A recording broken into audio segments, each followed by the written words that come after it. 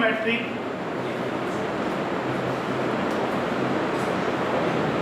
Gas analysis.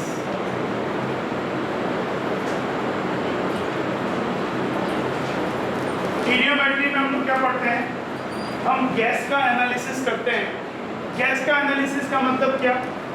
Gas के analysis में दो तरीके के प्रॉब्लम्स हमें मिलते हैं कि एक तो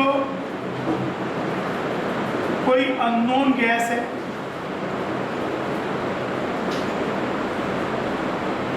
अननोन गैस मतलब फॉर्मूला नहीं मालूम,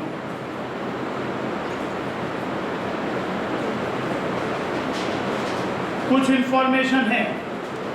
ये हो सकता है कि भाई हमारे पास ये इंफॉर्मेशन है कि जो गैस है वो हाइड्रोकार्बन गैस है, पर ये नहीं मालूम पड़ेगा कि हाइड्रोकार्बन गैस है मतलब CXHY उसका फॉर्मूला हो सकता है, पर ये नहीं मालूम कि वो मीथेन है, इथेन है, प्रोपेन है, प्रोपीन है। पर ये मालूम है कि हाइड्रोकार्बन गैस है मतलब we can start with a general formula CXHY। कभी ये हो सकता है कि हमें ये दिया हो कि नहीं वो एल्केन है, तो एल्केन तो एक और इंफॉर्मेशन है कि फिर इनमें भी आपस में एक रिलेशन हो गया CN, तब अननोन एक ही हो गया N। अगर केवल हाइड्रोकार्बन गैस है तो X और Y दो अननोन हो गए। तो एक अननोन गैस है, कभी हो सकता है कोई गैस है जो कि नाइट्रोजन और हाइड्रोजन का गैस है बट हमें फॉर्मूला नहीं मालूम, तो let the gas is NXHY। Usually the gas comes out ammonia, पर हमें ये नहीं मालूम कि वो अमोनिया आप शुरुआत से नहीं ले सकते। आपको इतना मालूम है कि वो गैस नाइट्रोजन हाइड्रोजन का है, पर उसका फॉर्मूला आपको निकालना पड़ेगा with the data given in the problem या जो इंफॉर्मेशन जो दी है। तो एक तो इस तरीके के प्रॉब्लम्स होंगे जिसमें एक गैस आपके पास है, अननोन गैस है मतलब उसका फॉर्मूला नहीं मालूम है, और जो आपको डेटाज दिए हुए हैं, जो रिएक्शंस में जो इंफॉर्मेशंस दी हुई हैं, उनकी हेल्प से you will find the X and Y। दूसरा एक प्रॉब्लम हमें ऐसा मिलेगा कि एक कोई गैस मिक्सचर है, सपोज हमारे पास एक गैस मिक्सचर है जिसमें हमें गैसेस कौन सी हैं मालूम है, लेट से हाइड्रोजन है, कार्बन मोनोऑक्साइड है, CO2 है, ये कुछ और भी हो सकती हैं, CH4 भी हो सकता है, पर ये हमें मालूम है, लेकिन हमें इसका कंपोजिशन नहीं मालूम। हमको ये नहीं मालूम कि हमने 100 ml मिक्सचर ले लिया, पर हमें ये नहीं मालूम कि इस 100 ml मिक्सचर में कितना ml हाइड्रोजन का है, कितना ml CO का है, कितना ml CO2 का। मतलब हमारे पास एक गैस मिक्सचर दिया हुआ है, कहने का मतलब एक गैस मिक्सचर दिया हुआ है, बट उसका टोटल वॉल्यूम भी दिया हुआ है मिक्सचर का, लेकिन हमको ये नहीं मालूम कि उसमें कौन सा गैस कितना है। तो इस कंपोजिशन को निकालना मतलब finding composition of gas mixture. तो गैस एनालिसिस में हमें इन दो तरीके के प्रॉब्लम्स मिलेंगे, finding composition of gas mixture with the help of data given to us. तो ये दो मेनली प्रॉब्लम्स के टाइप हैं जो हमें मिलते हैं। एक्चुअली ये कोई अपने आप में नया टॉपिक नहीं है, ये एक तरह से कहते हैं जो स्टोइकियोमेट्रिक कैलकुलेशन है उसका ही एक्सटेंशन है, उसी में प्रॉब्लम स्टोइकियोमेट्री के प्रॉब्लम्स ही कहते हैं इसको, और एक अलग क्लब कर देते हैं कि गैसेस का एनालिसिस कर रहे हैं, पर जो बेसिक प्रिंसिपल्स हैं या बेसिक जो हम चीज़ें यूज़ करते हैं कि एक रिएक्शन का यहाँ पे क्या होता है। अब ऐसे वाई इट इज़ कॉल्ड ईडियोमेट्री, इसमें हम क्या करते हैं ज़्यादातर जो गैसेस की रिएक्शंस यूज़ करते हैं, गैस मिक्सचर है, कोई अननोन गैस है, तो एक तो गैसेस का कंबस्शन हम बहुत ज़्यादा यूज़ करते हैं उसके डेटा। तो वो जो कंबस्शन है जिस ट्यूब में किया जाता है लैब में, उस ट्यूब को बोलते हैं ईडियोमीटर। उसमें क्या होता है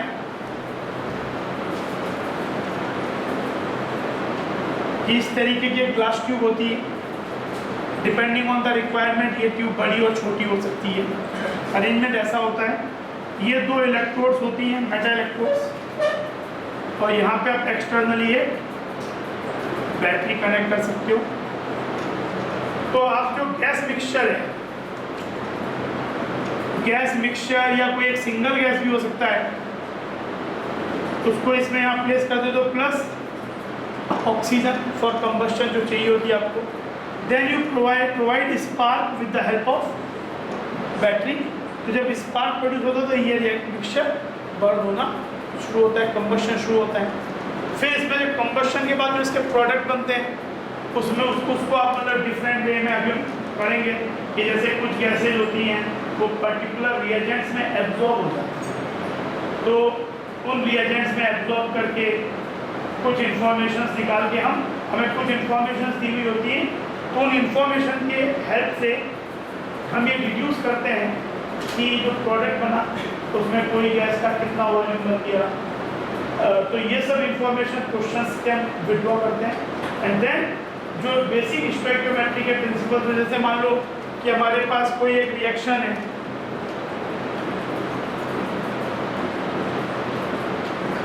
इसमें सपोज ये गैसियस सब्सटेंसेज हैं, तो हमने ये पढ़ा है कि गैसेस को ज़्यादातर वॉल्यूम के टर्म में अगर सेम टेम्परेचर प्रेशर पे डील कर रहे हैं तो हम जो उनके कॉरस्पॉन्डिंग मोल हैं उनको कॉरस्पॉन्डिंग रेशियोज भी ले सकते हैं, क्योंकि पीवी को जानने से हम ये जानते हैं कि at same P and T conditions volume proportional to moles, तो ज़्यादातर हमको वॉल्यूम की इंफॉर्मेशन ही होगी।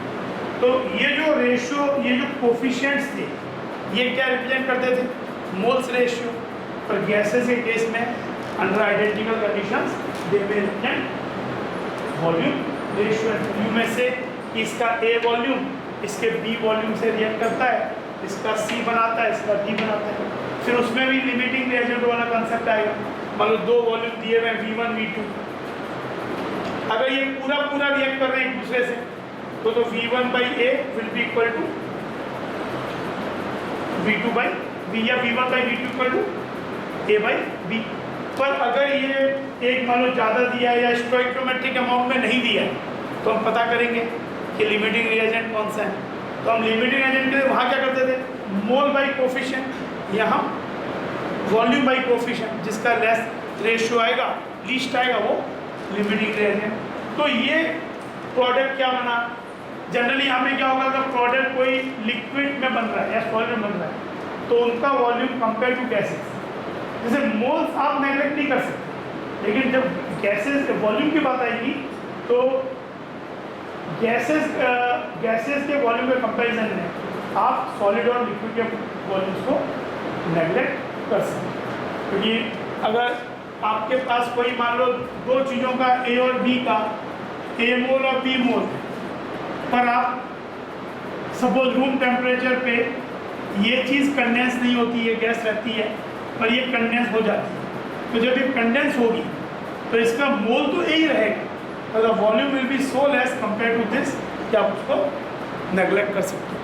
तो अभी ऐसे क्वेश्चंस में आएगा कि रिएक्शन के बाद इतना वॉल्यूम हो गया गैसेस का, तो वहाँ हम क्या करेंगे कि जो चीज़ सॉलिड या लिक्विड है उनके वॉल्यूम्स को कंसीडर नहीं करेंगे कंपेयर टू गैसेस के वॉल्यूम, मतलब वो जो सम ऑफ वॉल्यूम है उसमें केवल गैसेस कंसीडर करेंगे। तो जो पहले कुछ इंफॉर्मेशन सीखते हैं, कुछ इंपॉर्टेंट कंबशन रिएक्शन सीखते हैं जो यूज होती हैं, और फिर प्रॉब्लम्स पे आएंगे।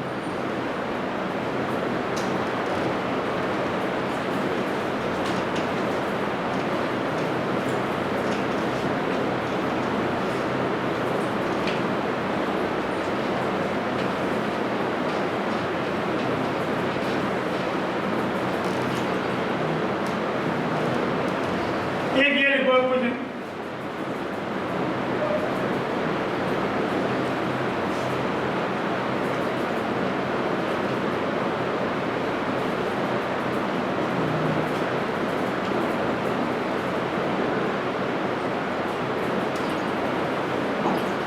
gas and corresponding absorbing reagent,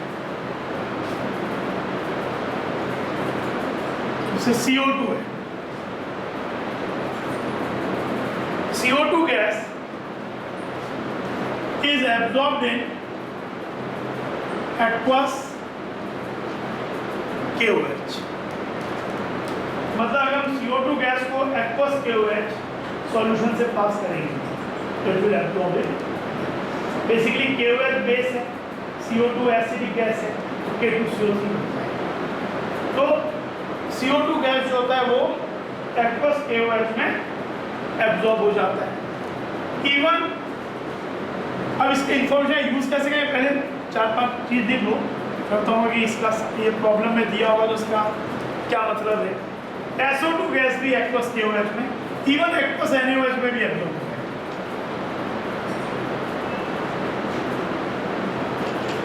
ये भी सेम लॉजिक है, being acidic absorb in basic solution. Oxygen जो गैस है, it is absorb in a reagent called alkaline pyrogallol. Formula भी नहीं चाहिए, बस नाम याद रखो, एल्कलाइन पायरोगेनोल एक ऑर्गेनिक कंपाउंड होता है। तो अगर ऑक्सीजन को इस सॉल्यूशन से पास किया जाए तो उसमें एब्जॉर्ब हो जाए। Ozone is absorbed in turpentine oil. Turpentine oil में ओजोन एब्जॉर्ब हो जाता है।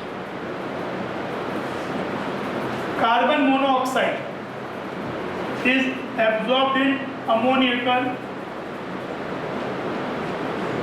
Cuprous chloride. Ammoniacal cuprous chloride में कार्बन मोनोऑक्साइड एब्जॉर्ब होता है। Water vapours absorbed in concentrated H2SO4 dehydrating agent होता है, या P2O5 फॉस्फोरस पेंटाऑक्साइड ये भी डिहाइड्रेटिंग एजेंट होता है। एनहाइड्रस कैल्शियम क्लोराइड, इसे अगेन इस वाटर वेपर जाके इसमें जुड़ जाता है तो ये एब्जॉर्ब हो जाता है। Anhydrous copper sulphate, anhydrous copper sulphate white होता है, उसमें वाटर जो है वो ब्लू बन जाता है, तो ये भी एब्जॉर्ब कर लेता है। सर हाँ, एब्जॉर्बिंग एजेंट और ड्राइंग एजेंट से होता है। ड्राइंग एजेंट हो गया वाटर को जो एब्जॉर्ब करे, बाकी जैसे वाटर का कोई चीज मिक्सचर है उसमें वाटर को कोई एब्जॉर्ब करना है तो उसको ड्राई करना है। बाकी हाँ, वाटर के जो सेम चीज़ है ड्राइंग एजेंट, जैसे एनहाइड्रस कैल्शियम क्लोराइड जो है वो ड्राइंग एजेंट का काम करता है क्योंकि वो वाटर को एब्जॉर्ब करता है। देन एल्कीन या alkyne absorbed in excess bromine water. Excess bromine water में these will get absorbed। अब इसका अपने मतलब अगर ये एक्सेस नहीं हो, ये ज़्यादा हो तो ये एल्कीन एल्काइन का टेस्ट भी होता है, तो इसका ब्रोमीन वाटर का जो कलर होता है वो डीकलराइज हो जाता है, ये रेडिश ब्राउन होता है। अनसैचुरेटेड कंपाउंड में ब्रोमीन जाके जुड़ जाता है डबल बॉन्ड के अक्रॉस और इसका कलर डीकलराइज होता है, कंपाउंड जो बनता है ऑर्गेनिक कंपाउंड। लेकिन वो तब जब ये कम हो ये ज़्यादा हो, पर अभी क्या है कि ये ज़्यादा है और ये कम है तो ये जाके उसमें कंपाउंड वही बनाएगा पर will get completely absorb. Then ammonia absorbed in H2SO4, वही एसिड बेस अमोनियम सल्फेट बन जाएगा। तो ये कुछ इंफॉर्मेशन आनी चाहिए। अब इसका पर्पस क्या है, मान लो आपको एक मिक्सचर दिया हुआ है O2 and CO2 100 ml mixture, you pass this mixture through aqueous KOH। Information ये कि 100 ml mixture of O2 and CO2 is passed through aqueous KOH। The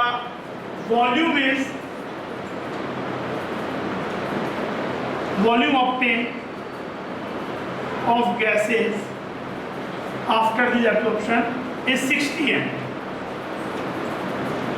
तो इसका क्या मतलब हुआ, हमने अभी ये देखा कि KOH जो है वो किसको एब्जॉर्ब कर लेता है, CO2 को।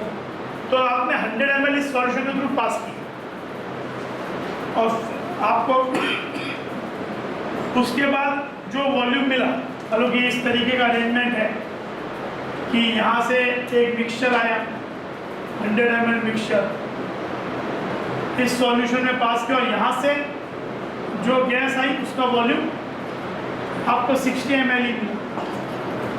मतलब इसमें क्या चाहिए अब लोगों KOH यानी 40 ml क्या होगा KOH। अब वो 60 ml अगर O2 और CO2 का मिक्सचर अकेला है तो 60 ml O2 का है, नहीं तो अगर मान लो हमें इतना मालूम कि CO2 बना और बाकी कुछ गैसें हैं, तब भी हम इतना तो डिड्यूस कर ही सकते हैं कि जो CO2 है उसका वॉल्यूम 40 ml, बाकी 60 ml अदर गैसेस।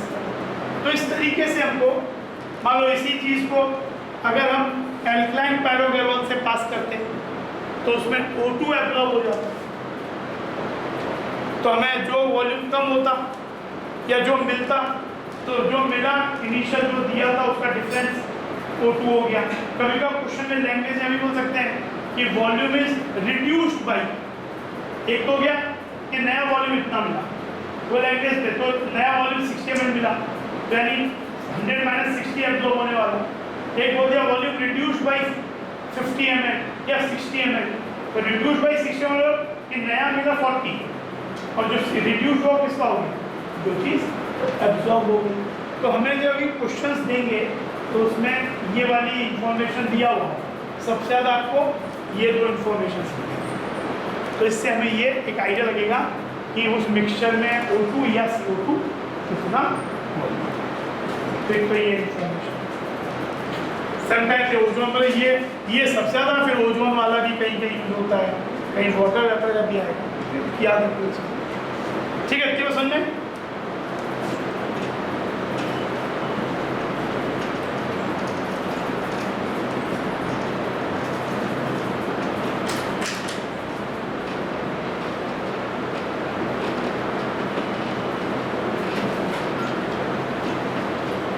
अब कुछ इंपॉर्टेंट कंबशन रिएक्शंस देखते हैं।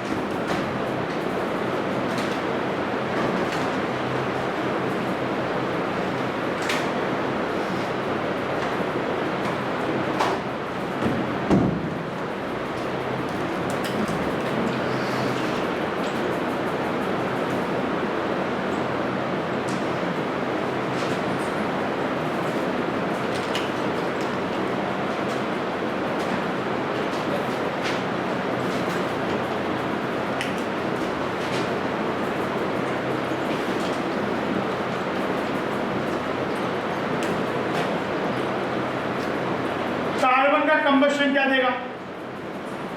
चारकोल या कोक का कार्बन का कंप्लीट कंबशन, मतलब ये एक्सेस में, तो ये CO2 गैस।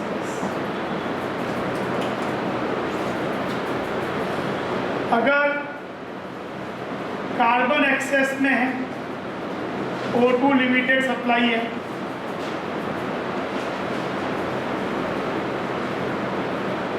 तो you will get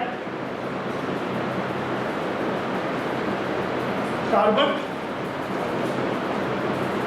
मोनोऑक्साइड, ये चीज कार्बन मोनोऑक्साइड का कंबशन क्या देता है?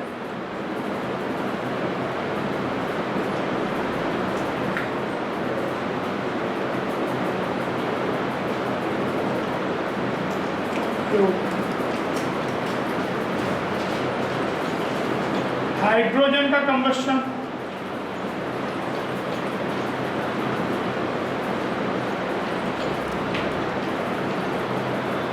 अब डिपेंडिंग ऑन कि आप कंबशन रिएक्शन जनरली टेम्परेचर काफ़ी हाई पहुंच जाता है तो वाटर वेपर के फॉर्म में बनता है, लेकिन कभी कभी क्या होता है कि ऐसे ही बोलते हैं कि ये हुआ जो प्रोडक्ट बना उसको कूल कर दिया, तो उसमें वीडियोमीटर ट्यूबर में कूलिंग टॉवर भी होता है जब पूरा बड़ा सा एक कमर्शियल अरेंजमेंट हो, तो उसमें जो गैसेस जैसे क्या होता है कि वाटर जनरली कंबशन में जो वाटर बनता है वो इनिशियली वेपर बन ही जाता है, और then when you pass to the cooling tower water gets condense. बस CO2 तो उस कंडीशन में भी कंडेंस नहीं होगा, but water will get condense. तो अच्छा, कभी कुछ मैंने तो हम ये मान के चल लेते हैं कि ultimately we have brought everything to the room temperature, so water is liquid. क्योंकि इसका फर्क कहाँ पड़ेगा कि अगर क्वेश्चन में ऐसा कुछ दिया है कि after the reaction volume of the products are this much या volume of the substances available is this much, तो उसमें अगर आपको अगर वाटर भी वेपर है तो उसका वॉल्यूम भी कंसीडर करना पड़ेगा। वाटर लिक्विड है तो उसके वॉल्यूम को हम इग्नोर करेंगे, नेगलेक्ट कर देंगे। उसका अमाउंट है पर वॉल्यूम नेग्लिजिबल है। तो बाय डिफॉल्ट हम मान लेते हैं कि रूम टेम्परेचर पे ले आए होंगे तो वाटर लिक्विड हो गया होगा। अच्छा, फिर एक रिएक्शन में ये मैंने पहले तय था कि ऐसी बात नहीं, ऐसा कोई ज़रूरी नहीं है कि वॉल्यूम की एक रिएक्शन में मोल कंजर्व हो। पहली बात तो ये भी जरूरी नहीं है, हर एक एलिमेंट का मोल कंजर्व होता है, लेकिन ये जरूरी नहीं है कि रिएक्टेंट साइड में जितने टोटल मोल थे सब्सटेंसेस के उतने ही प्रोडक्ट साइड में बने। सिमिलरली वॉल्यूम भी कंजर्व होना जरूरी नहीं है, मोस्ट ऑफ टाइम नहीं होता है। जैसे यहाँ पे जैसे इस केस में सॉलिड और लिक्विड के वॉल्यूम्स को हम कंपेयर टू गैसेस नेग्लेक्ट करते हैं। मोल के टर्म में सोचो तो क्या होगा कि 2 मोल रिएक्टर पे 1 मोल बनता है, लेकिन वॉल्यूम के टर्म में सोचो तो क्या होगा, ये तो नेग्लिजिबल वॉल्यूम हो गया, इसका 1 वॉल्यूम है, इसका 1 वॉल्यूम है। मतलब अगर इसका V वॉल्यूम रिएक्ट करता है तो इसका V वॉल्यूम बन रहा है, मतलब there is no change in volume. Mole में डिक्रीज हो रहा है, 2 से 1 हो रहा है, पर वॉल्यूम इस केस में अनचेंज है। मतलब यहाँ पर तो चेंज कोई क्वेश्चन में ऐसा लैंग्वेज आता है कि the change in volume is found to be sometime it is an expansion of volume. Expansion of volume का मतलब हुआ कि रिएक्शन के बाद जो भी प्रोडक्ट्स उनमें जो भी गैसेज हैं उनका वॉल्यूम माइनस रिएक्टेंट्स में जो भी गैसेज थे उनका वॉल्यूम, इन दोनों का जो difference that is expansion. In this case there is no expansion, no contraction. क्योंकि मान लो कि अगर O2 एक्सेस में O2 कुछ रह भी गया तो वो रहने वाला अमाउंट क्या होगा, प्रोडक्ट में अपीयर होगा, और रिएक्ट V किया तो V CO2 बना, यानी अल्टीमेटली टोटल। जैसे मान लो इसका A वॉल्यूम रिएक्ट किया और B वॉल्यूम अनरिएक्टेड था, तो इसके A से क्या बन जाएगा, A, क्योंकि 1 से 1 बनता है, और B तो क्या है अनरिएक्टेड, तो टोटल वॉल्यूम बाद में कितना था, CO2 का A और ऑक्सीजन का B अनरिएक्टेड, और पहले ही टोटल कितना था A प्लस B, तो इसको तो इग्नोर कर रहे हैं, तो इसमें वॉल्यूम चेंज नहीं हुआ, इस रिएक्शन में वॉल्यूम चेंज नहीं हुआ। लेकिन इस रिएक्शन में ये सॉलिड है पर ये 1 volume producing 2 volumes, 1 volume producing 2 volume, तो यहाँ पे वॉल्यूम क्या हो रहा है, बढ़ रहा है, एक्सपांड हो रहा है। इसका वॉल्यूम माइनस इसका volume is the volume expansion. इस केस में यहाँ 3/2 वॉल्यूम, यहाँ पे 1 वॉल्यूम, वॉल्यूम कम हो रहा है। इस केस में अगर ये लिक्विड ले लिया तो 3/2 volume converting to almost 0 volume being liquid, and if it is gas then 3/2 volume is converting into 1 volume. तो क्वेश्चन में जनरली वॉल्यूम चेंजेस भी 2 तरीके के दिए हुए, एक तो अगर आपको ये दिया हुआ है लैंग्वेज में कि after the reaction volume is expanded, volume expansion was observe. What does that mean कि रिएक्शन के बाद जो भी प्रोडक्ट बने गैसियस। अच्छा, अगर हम अनरिएक्टेड को इग्नोर करें तो इग्नोर भी कर सकते हो, अनरिएक्टेड अगर इस साइड ले रहे हो तो उस साइड में उसका वॉल्यूम लेना पड़ेगा। तो इससे बेहतर क्या है कि चेंज की जब बात करें तो केवल उन्हीं वॉल्यूम को कंसीडर करो गैसेस के जो इन्वॉल्व है, जो इन्वॉल्व नहीं है, जो रिएक्टिव है उनको यहाँ भी इग्नोर कर दो, वहाँ भी इग्नोर कर दो, तो आपका चेंज सेम नहीं आएगा। तो चेंज इन वॉल्यूम अगर एक्सपांशन है तो एक्सपांशन मतलब प्रोडक्ट में गैसेस का वॉल्यूम माइनस रिएक्टेंट में गैसेस का वॉल्यूम। कॉन्ट्रैक्शन है तो रिएक्टेंट का गैसेस का वॉल्यूम माइनस प्रोडक्ट का गैसेस का volume. No change in volume मतलब volume of the products gaseous product after the reaction is same as volume of the gaseous reactants. तो ये चीज़, तो एक रिएक्शन में जब चेंज इन वॉल्यूम हुआ तो इनका ये 3 का ये मतलब हो सकता है। क्वेश्चन में हम इंफॉर्मेशन यूज़ करेंगे। फिर कभी का दिया होता है कि अगर रिएक्शन में वॉल्यूम का रिडक्शन दिया है कि there was a reduction in volume found after the reaction, तो इसका मतलब तो यही है कि रिएक्शन से पहले जो भी गैसियस सब्सटेंसेस थे रिएक्टेंट साइड में, उसके जो वॉल्यूम रिएक्ट किए उन सब का वॉल्यूम माइनस जो प्रोडक्ट में गैसेस बन गए उनका volume, that difference is reduction. But sometime ऐसा दिया होता है कि रिएक्शन हुआ, प्रोडक्ट बना, and when this product was pass through KOH या O2 ये अल्काइन पैराबोलॉल, तो मतलब कोई रिएजेंट से पास किया, there was a reduction of volume of this much. तो वो जो रिडक्शन है वो क्या सजेस्ट करेगा?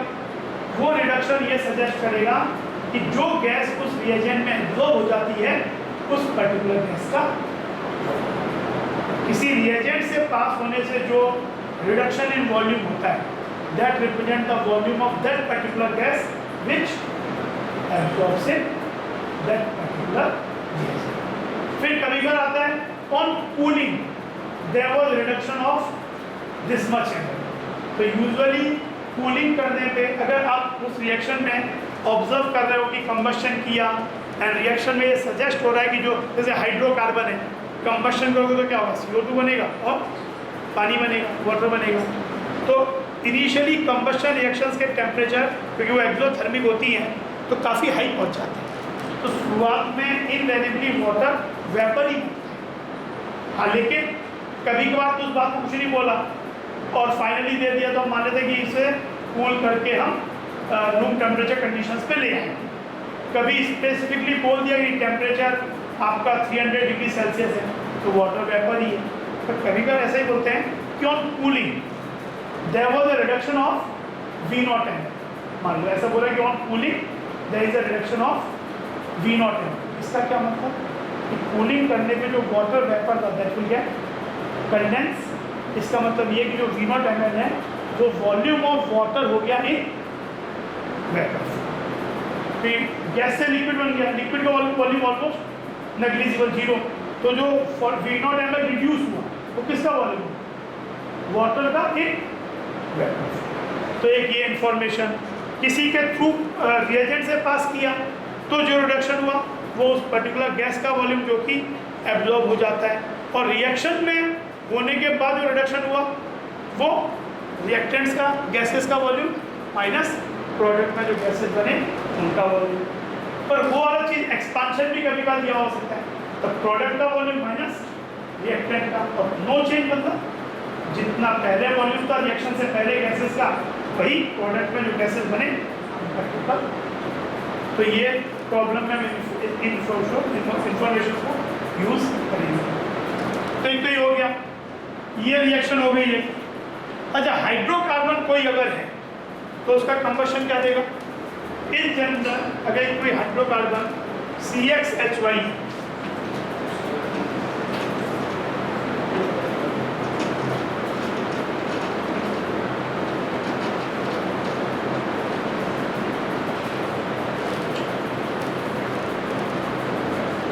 अगर कोई हाइड्रोकार्बन गैस CXHY है, इसका कंप्लीट कंबशन किया तो प्रोडक्ट क्या बने? CO2 and water. कुछ नहीं दिया तो वाटर को मैं ये मान ले रहा हूँ कि वो रूम टेम्परेचर पहले के लिक्विफाई कर दिया गया। फिर जैसा प्रॉब्लम में दिया होगा उसके हिसाब से सोचेंगे। But if nothing is mention about final temperature conditions, it's a rule कि बाय डिफॉल्ट हम मान लेते हैं उसे रूम टेम्परेचर पे ले आए। अच्छा, अब इसको बैलेंस करना है, क्योंकि हम अभी भी ऑल्दो इसको करने के एक तरीका एटम कंजर्वेशन से भी करते हैं, पर हम बैलेंसिंग मेथड को ही क्योंकि वो ईजियर भी है, लेकिन एक बार बैलेंस हो जाए तो प्रॉब्लम सॉल्व बहुत आसानी से। तो हम अभी बैलेंसिंग मेथड पे ज़्यादा जोर देंगे, एक ही तरीके को सीखें। तो इसे बैलेंस करना है। बैलेंस कैसे करेंगे? यहाँ कार्बन X है, लास्ट में इसको बैलेंस क्योंकि अकेला है, जो भी लगेगा उसके अकॉर्डिंगली बैलेंस करेंगे। X कार्बन, Y हाइड्रोजन है तो यहाँ Y by two two two क्या होगा वाई। ऑक्सीजन कितना हो गया वहाँ पे twice X 2 into X plus Y by 2 into 1 तो 2x प्लस वाई बाई 2। मान लेते हैं यहाँ पे कोफिशिएंट ए है। नेक्स्ट ट्वाइस इक्वल टू क्या होना चाहिए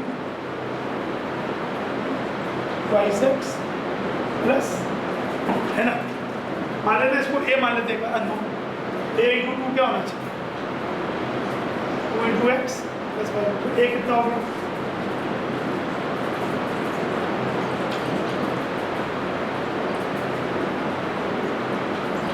ये कोई भी हाइड्रोकार्बन हो उसका कंबशन आप एक्स और वाई के टर्म में जैसे मीथेन है तो क्या होगा ऑल्दो अगर मीथेन सीधा है तो सीधा CH4 plus O2 CO2 auto balance होगा।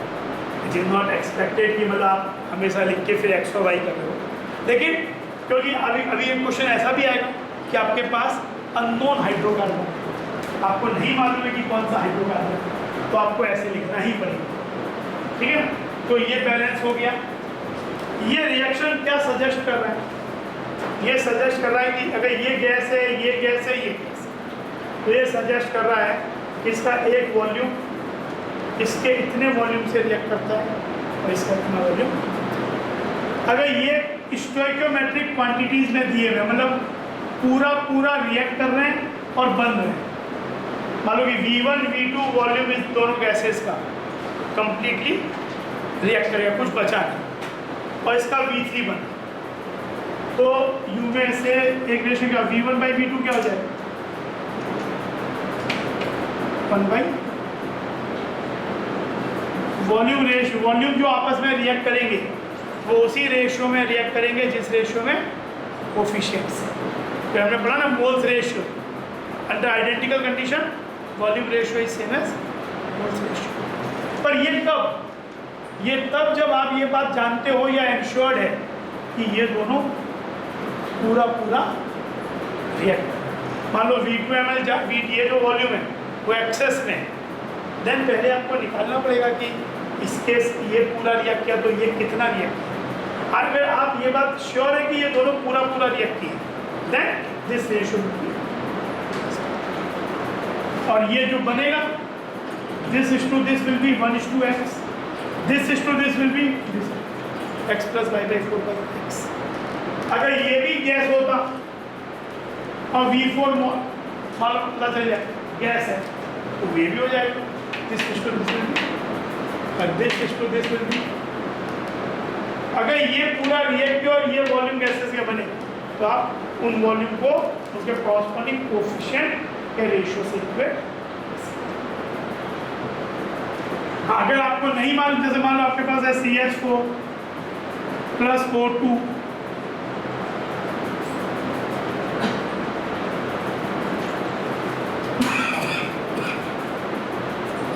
मान लो आपने दोनों का 100 ml लिया,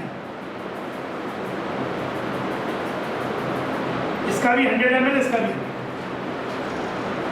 क्वेश्चन ये है बताओ कि आफ्टर द कंबस्शन CO2 का वॉल्यूम कितना होगा।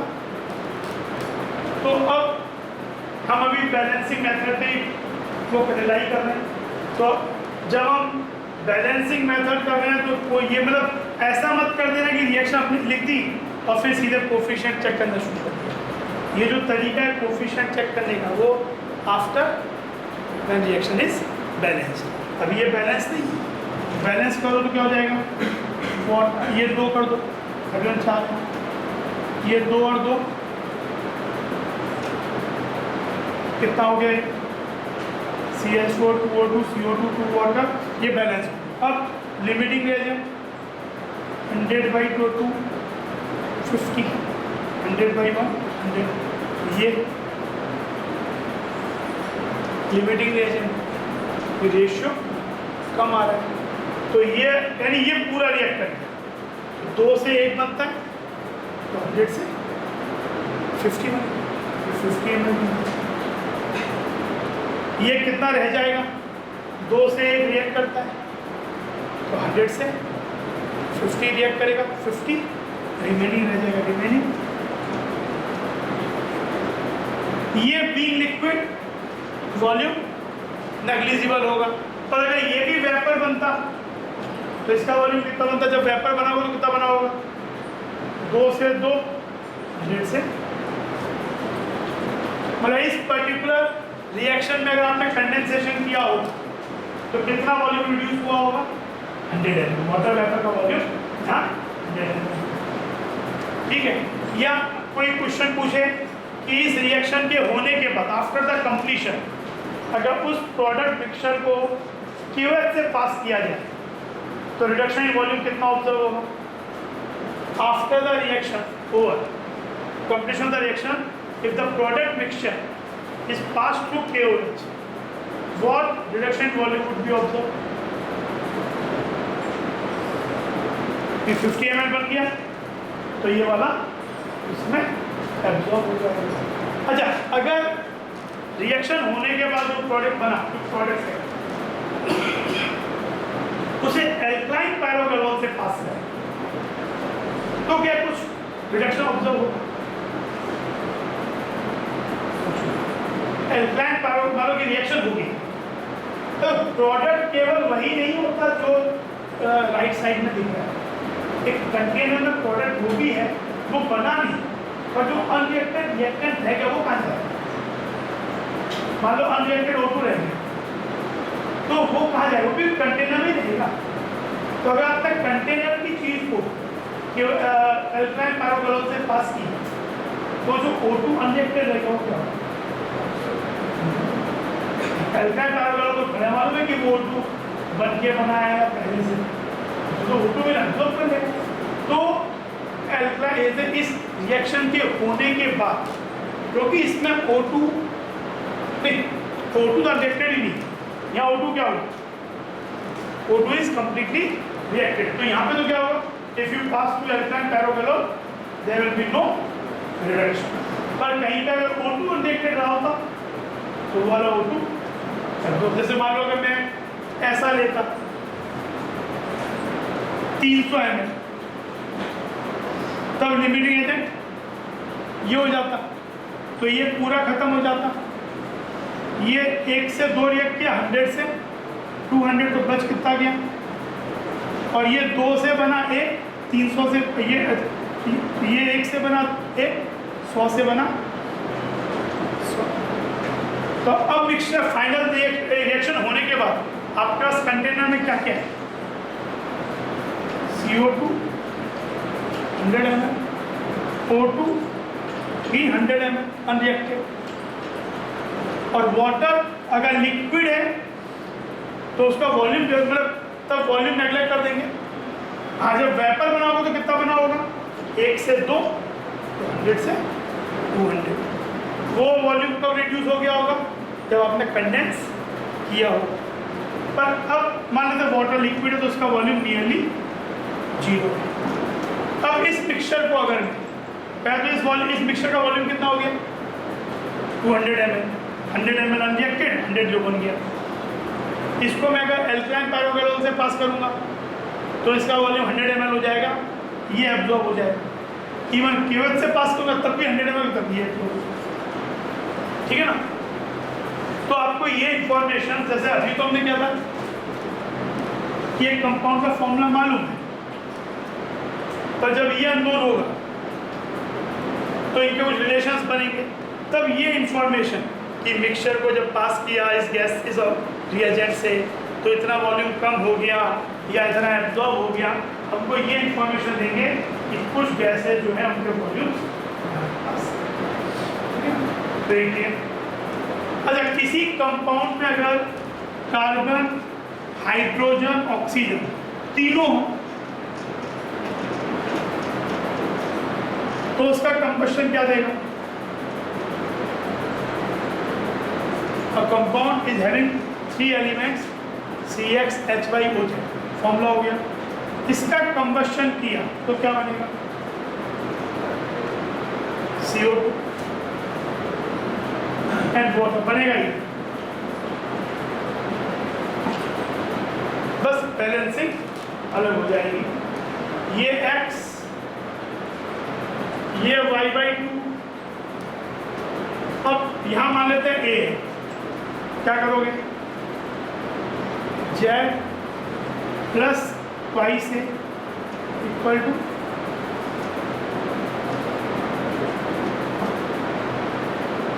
2a इक्वल टू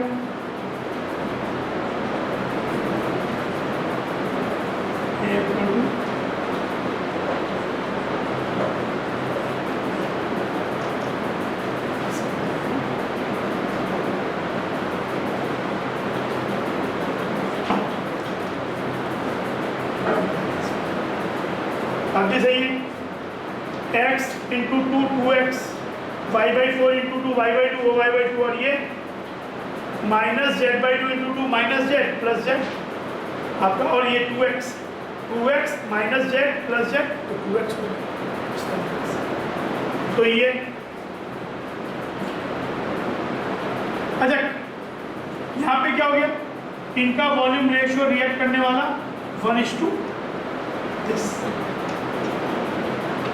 फिर अगर कभी, अच्छा एक बात बताओ, N2 जो होता है nitrogen gas, it is very non reactive and due to this it is present in atmosphere so high amount. तो N2 plus O2 in general heat करने पे कोई रिएक्शन नहीं देते, N2 और O2 रिएक्ट नहीं करते, but then you need to pass electricity through that. But in general, if you heat N2 and O2 mixture, no reaction will take place.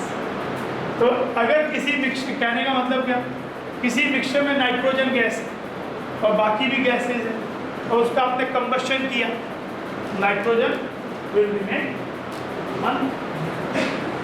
Similarly, अगर inert gases हैं आपके पास, helium, neon, argon, krypton, ये वाले gases, तो ये भी अगर mixture में है तो during combustion they will not participate. तो जैसे यहाँ थे वैसे ही प्रोडक्ट में रहेगा। तो ये हो गया। इसीलिए अगर किसी कंपाउंड में नाइट्रोजन है, कार्बन, हाइड्रोजन, नाइट्रोजन, और इसका कंबशन, तो प्रोडक्ट में क्या होता है,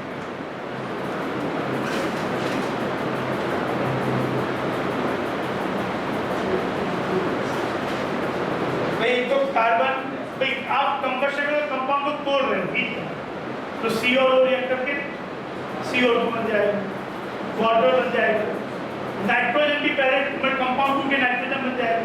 हमने बोला कि नाइट्रोजन ऑक्सीजन रिएक्ट नहीं करते, इसका product CO2, water and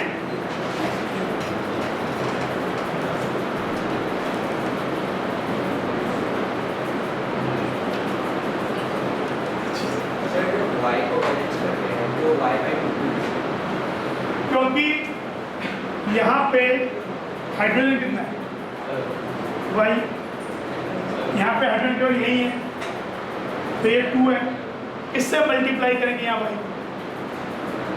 y/2 है ना। तो ये, तो यहाँ पे बैलेंस करो, इसको बैलेंस करो, खुद करो, चलो बैलेंस दिस।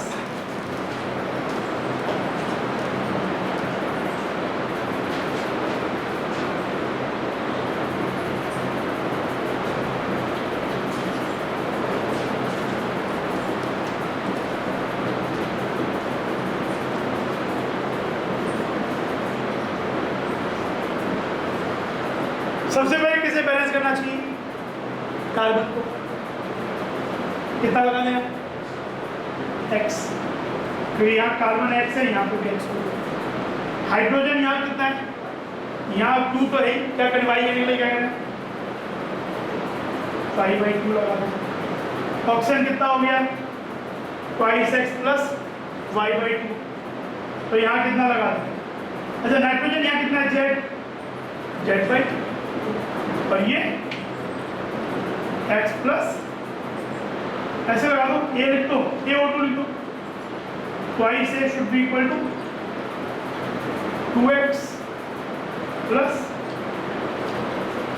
y/2 इंटू 1 इसमें तो 1 है ना, तो ये कितना हो गया a इक्वल टू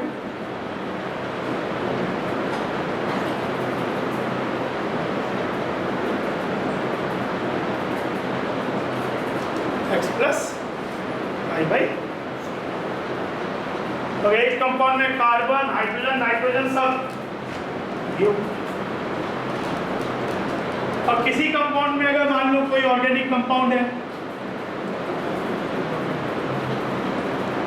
जिसमें चारों एलिमेंट होते हैं ऐसे कंपाउंड, तब इसका कम्बशन क्या देगा बताओ।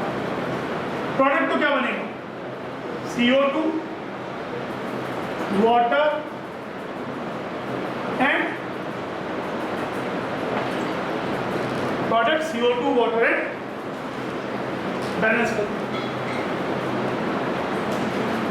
क्योंकि नाइट्रोजन को भाई टूट के क्या होगा, जो आपका ऑर्गेनिक कंपाउंड है आप बर्न करोगे तो कार्बन बनेगा, टूटेगा, हाइड्रोजन बनेगा, ऑक्सीजन टूटेगा, नाइट्रोजन, तो ऑक्सीजन कार्बन हाइड्रोजन को रिएक्ट करके ये बना देंगे, नाइट्रोजन अनरिएक्टेड है केवल N2, ये balance.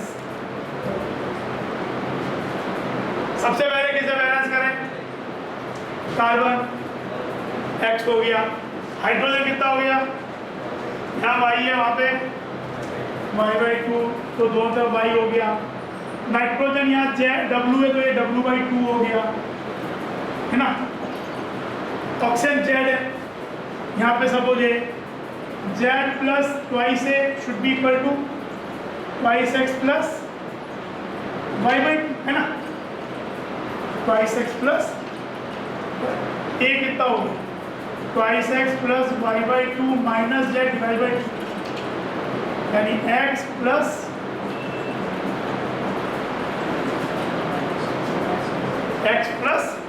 y/4 minus Z by, एक ही सेकंड,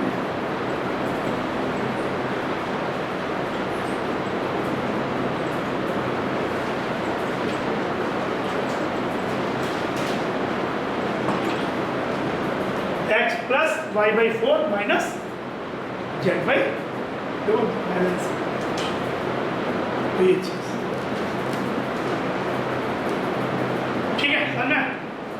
मतलब आपका हाइड्रोकार्बन कम्बशन तो बहुत कॉमन नहीं लिखना पड़ेगा, फिर एक कंपाउंड जिसमें कार्बन हाइड्रोजन ऑक्सीजन तीनों हैं उनका कम्बशन, कार्बन हाइड्रोजन नाइट्रोजन है उसका कम्बशन, एंड चारों ही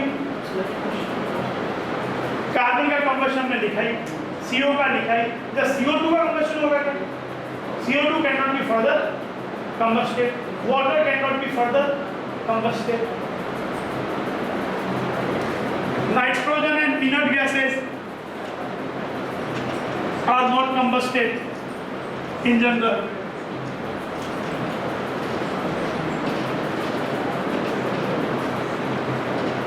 अच्छा, CO2 गैस को चारकोल के ऊपर से पास किया जाए, हीटेड चारकोल, तो क्या बनेगा,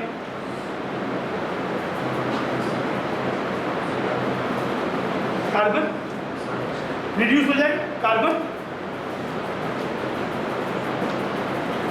एक्सेस ऑफ कार्बन है, CO2 है, तो हीटेड इसके पास को तो क्या होगा, it will get reduce, carbon will get oxidised but will not oxidise to a higher highest extent and this will get reduce, फिर बन जाएगा, तो ये बैलेंस है, हाँ ठीक है, तो इसका एक volume is converting to 2 volume, एक वॉल्यूम से 2 volume,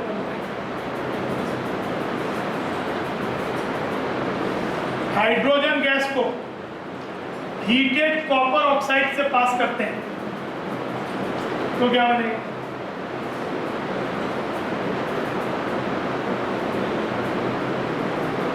copper oxide will reduce it, itself will convert to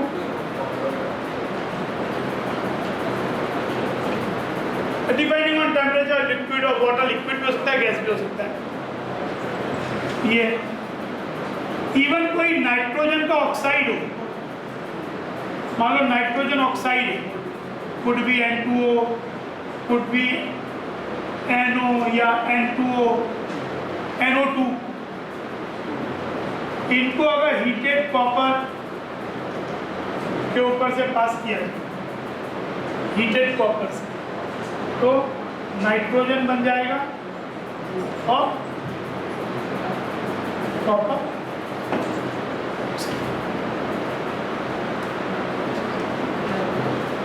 nitrogen oxide से कुछ, तो ये नाइट्रोजन है, डिपेंडिंग ऑन द कौन सा ऑक्साइड उसको बैलेंस कर दें।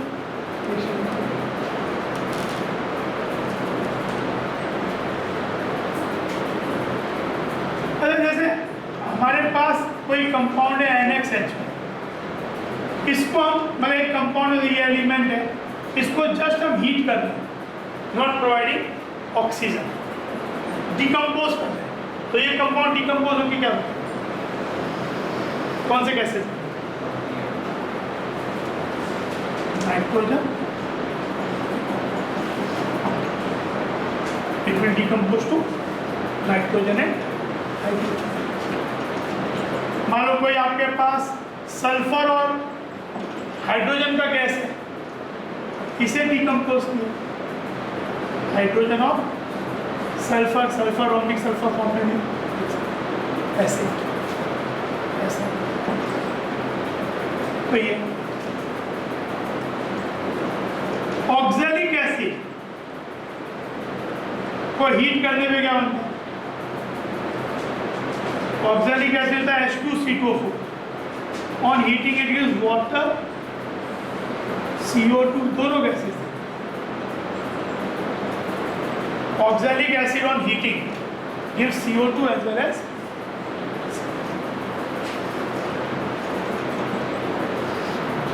formic acid is also unstable to heating, water and इसलिए फॉर्मिक एसिड और जो होता है मतलब जैसे एसिटिक एसिड जो होता है, जो कि हम फूड और में यूज़ भी करते हैं, ये स्टेबल टू हीटिंग होता है, ये हीट करने पे डिकम्पोज नहीं होता है।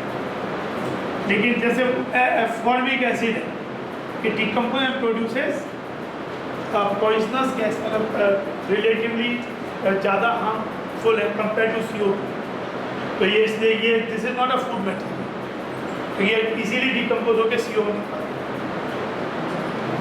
ऑक्सैलिक एसिड CO2 CO दोनों देगा।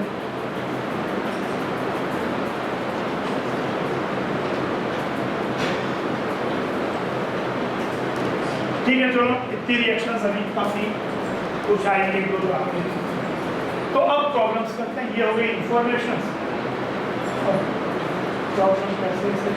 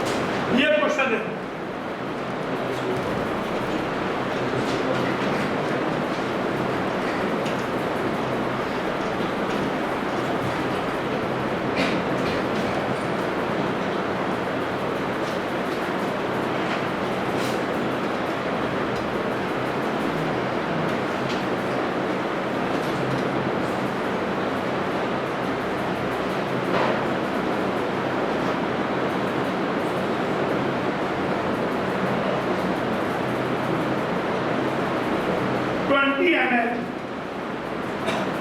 of CO was mixed with 50 ml of oxygen.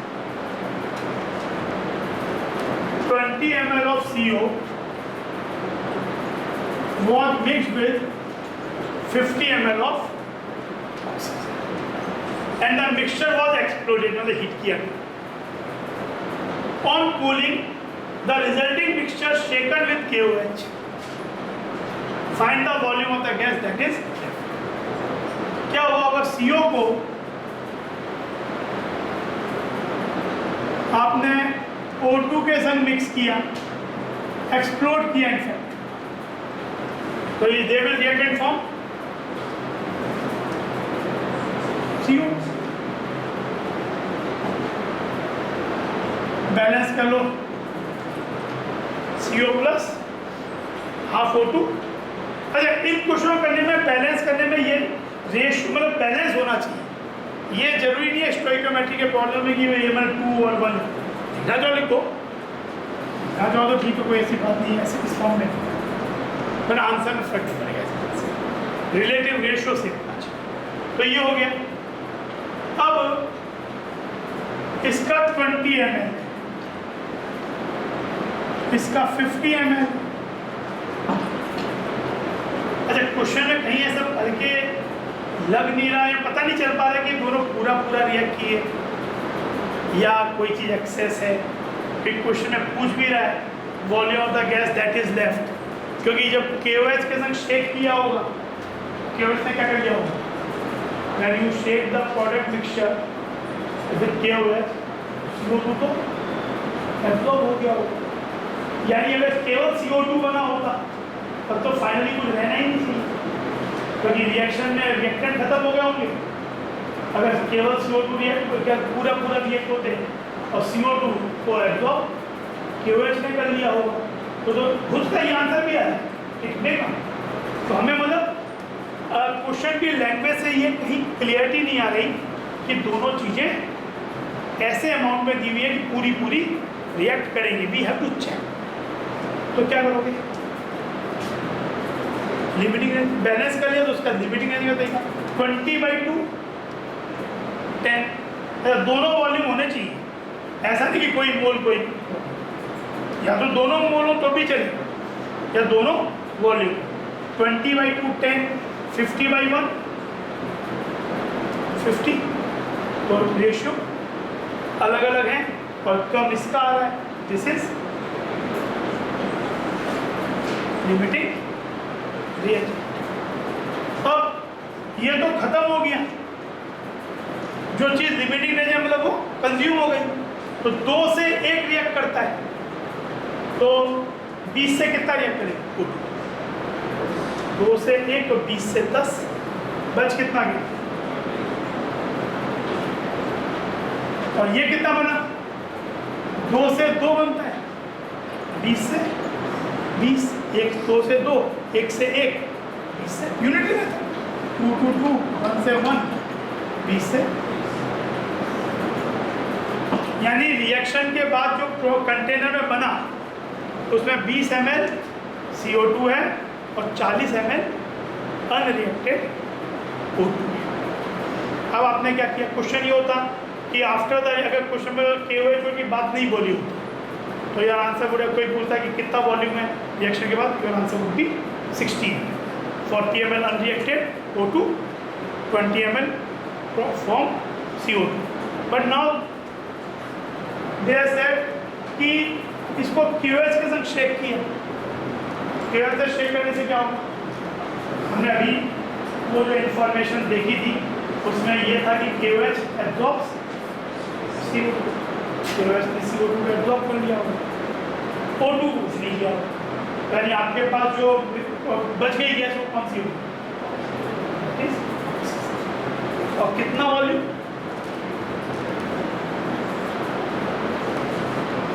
तो answer will be find the volume of the gas that is left, O2 is left with volume 40 ml। अगर इसकी जगह suppose you have shaken it with alkyne pyrogallium, then what would happen? The oxygen will get absorbed, unreacted oxygen. So gas left is in the container CO2 20 ml। ठीक है, इन problems में आधा solution problem को समझना।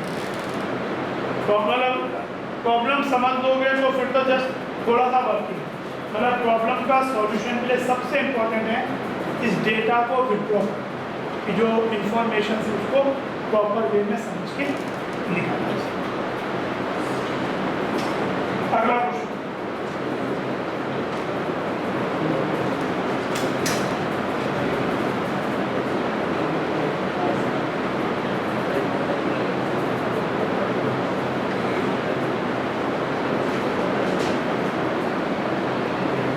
ये question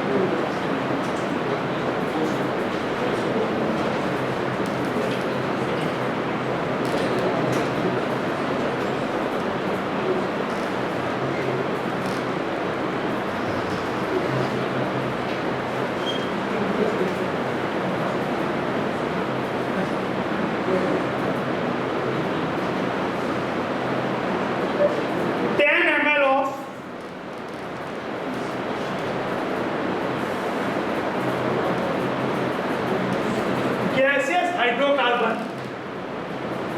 was burnt completely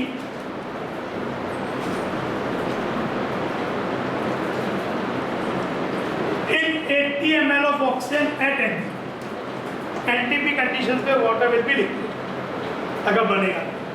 The remaining gas occupied 70 ml at NTP. This volume became 50 ml on treatment with KOH. The 70 ml volume बना और जब KOH से मिक्सचर को ट्रीट किया तो वॉल्यूम बिकेम 50 ml, मतलब कम कितना हो गया 20 ml. ये वॉल्यूम प्रोबेबली अगर CO2 बना है ये volume of CO2. What is the formula of hydro? यानी क्वेश्चन एक बार जब पढ़ा तो समझ में आया कि भाई जो हाइड्रोकार्बन है उसका फॉर्मूला है. इवन ये भी मेंशन नहीं किया हुआ कि वो एल्केन एल्कीन एल्काइन है. तो you don't have a liberty to take CnH2n+2 CnH2n या CnH2n-. You have to take CxH. तो यही से let this formula is. Question से इतनी बात समझ आई कि भाई इसका फॉर्मूला निकालना.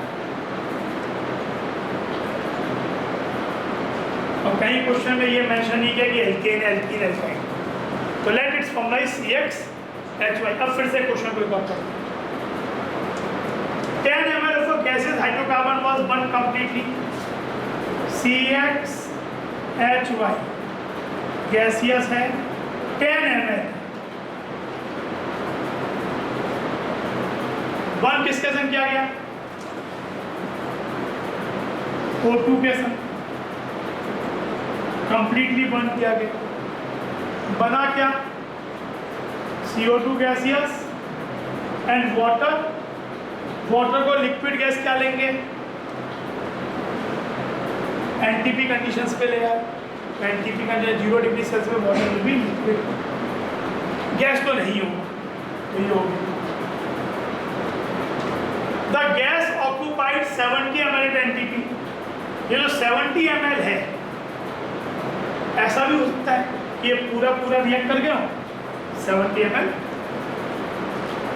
70 ml इन दोनों का तो नहीं होगा क्योंकि water being liquid its volume will not be considered. ये 70 ml है तो गैसेस है. तो एक बार आपके दिमाग में ये आ सकता है यार 70 ml CO2 बन गया होगा. पर द मोमेंट भाई चॉइसेस क्या क्या है? 70 ml में हो सकता है कि वाटर डेफिनेटली है पर being liquid its volume is not considered. तो 70 ml में केवल CO2 एक चॉइस.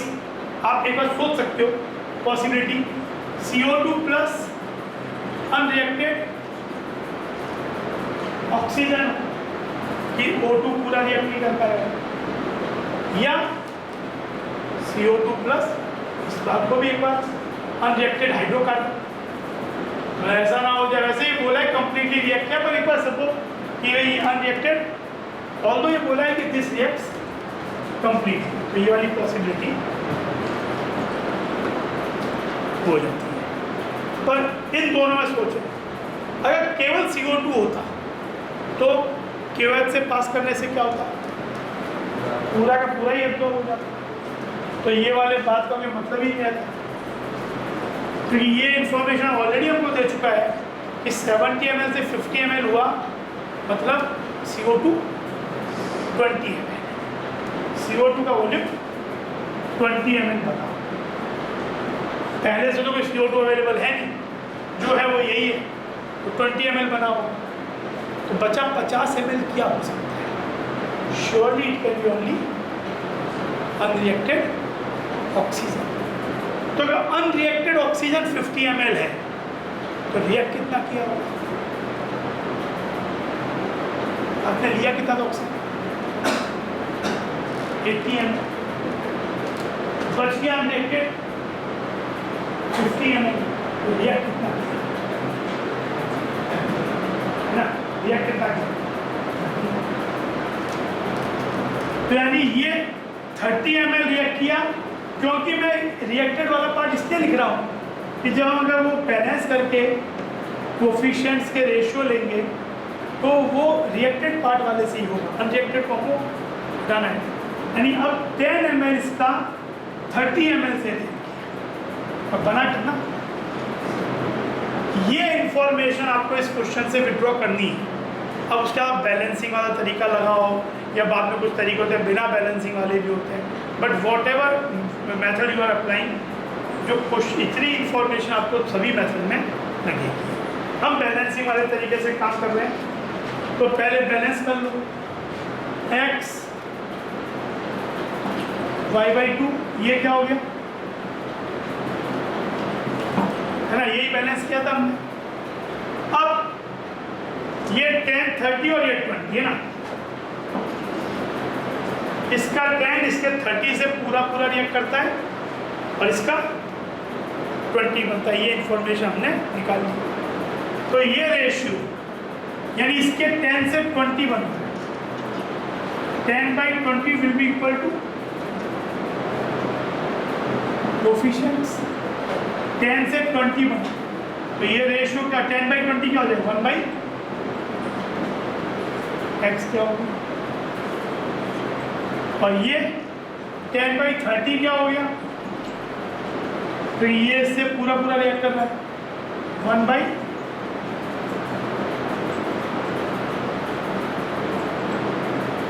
x की वैल्यू 2, y क्या होगा है ना,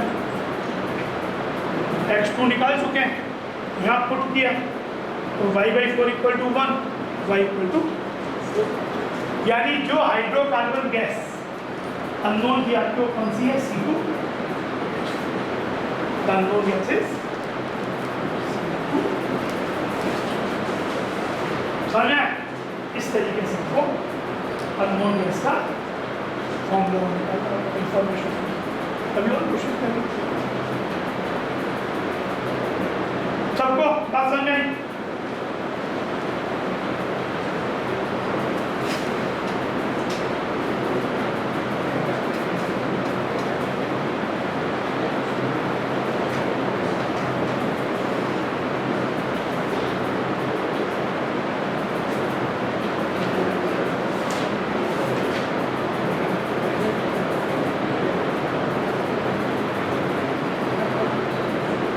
कोई डाउट?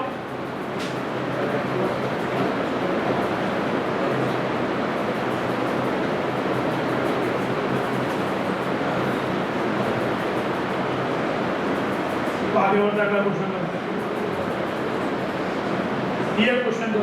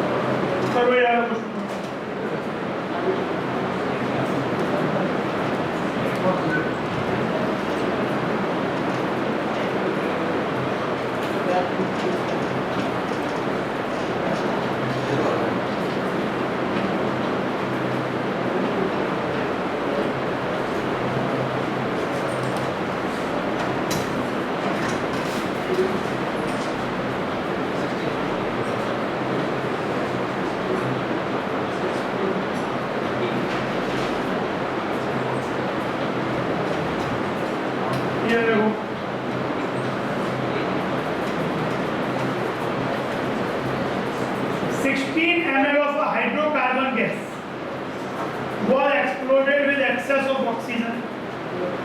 एक्सेस ऑफ ऑक्सीजन पढ़ते ही दिमाग में एक बात ये आ गई कि जो हाइड्रोकार्बन है वो लिमिटिंग। तो जब हमने हाइड्रोकार्बन को ऑक्सीजन को एक्सेस बोल दिया, द अदर थिंग तो पूरी रिएक्ट की। On cooling the volume of resulting gaseous mixture was reduced by 40. On cooling, the volume of the resulting gaseous mixture, in reaction के बाद जो भी gaseous mixture बना, कूल करने पे उसमें 48 ml का रिडक्शन हो। ये इंफॉर्मेशन क्या दे रही है? कूल करने पे 48 ml कम हुआ, मतलब कि जो वाटर बना होगा वेपर फॉर्म में, क्योंकि कंबस्शन रिएक्शंस में invariably temperature rises to very high and water becomes in vapour state. और जब उसको कूलिंग पावर से पास किया तो CO2 जो बना होगा वो तो अभी भी गैस ही, रूम कंडीशन में CO2 doesn't get water gas, तो वाटर लिक्विफाई होगी कूलिंग पावर से पास करके। यानी जो रिडक्शन इन वॉल्यूम है वो किसका है? वाटर का। यानी वाटर वेपर का वॉल्यूम 40 है। मतलब अगर हम रिएक्शन को इस तरह से लिखें कि वाटर को वेपर लिखें तो उसका वॉल्यूम 48 ml ले सकते। When KOH was added, there was a further decrease of 48 ml। ये किसका डिक्रीज? इस CO2 बना होगा, SO2 भी एब्जॉर्ब हो जाता है KOH में, लेकिन यहाँ SO2 की कोई गुंजाइश है नहीं, हाइड्रोकार्बन है, सल्फर कहाँ से बन जाता है। तो CO2 का वॉल्यूम 48 ml जो बना। Find the molecular formula of the. तो क्वेश्चन पढ़ते पढ़ते हमने कुछ तो इंफॉर्मेशन क्वेश्चन पढ़ते पढ़ते ही समझ। फॉर्मूला ऑफ द हाइड्रोकार्बन निकालना है, मतलब नेट फॉर्मूला इज CxH1। इसका 16 ml दिया हुआ है, O2 एक्सेस में है, यानी दिस इज लिमिटिंग। बनेगा क्या? CO2 और वाटर। चलो वाटर को भी गैस फॉर्म में बना लेते हैं, तो इसके गैस फॉर्म का वॉल्यूम हमको मालूम है। तो ये कितना बना?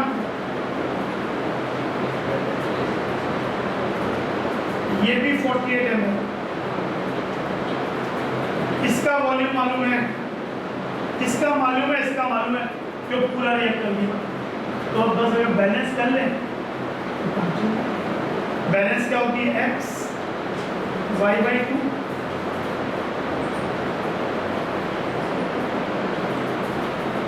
x plus. तो क्या इंफॉर्मेशन होगी?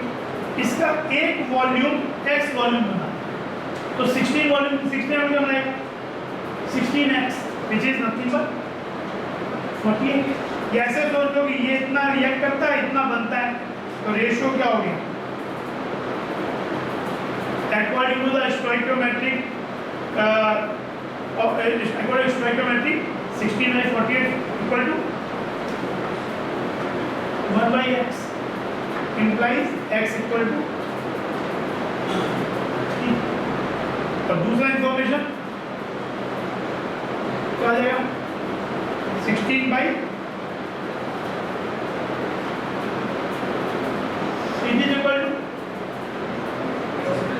1/। ये तो दिया ही नहीं, हम इसको यूज करें, ये भी तो गैस का यूज है ना।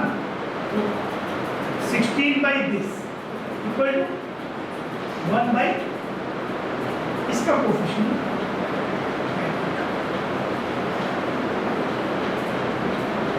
y कितना हो गया? ये हो गया y इक्वल टू 96/60।